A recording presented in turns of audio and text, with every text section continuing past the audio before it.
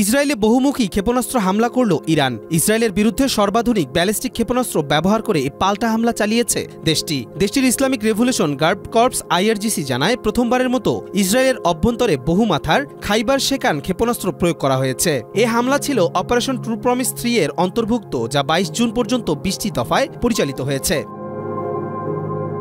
তাসনিম নিউজের বরাত দিয়ে জানানো হয়, এই অভিযানে মোট 40টি কঠিন ও তরল জ্বালানি ভিত্তিক ব্যালিস্টিক মিসাইল ব্যবহার করা হয়। তৃতীয় প্রজন্মের খাইবার শেকান ক্ষেপণাস্ত্রে ছিল নিয়ন্ত্রিত উচ্চ বিস্ফোরক ওয়ারহেড এবং লক্ষ্যবস্তুতে পৌঁছার আগ পর্যন্ত এগুলো কার্যকরভাবে নিয়ন্ত্রিত।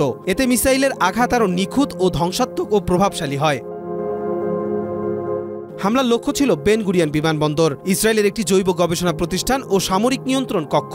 হামলার সঙ্গে সঙ্গে সাইরেন বাজতে শুরু করে, যার ফলে ইসরায়েলি প্রতিরক্ষা বাহিনী চাপে পড়ে যায় বলে দাবি করেছে IRGC।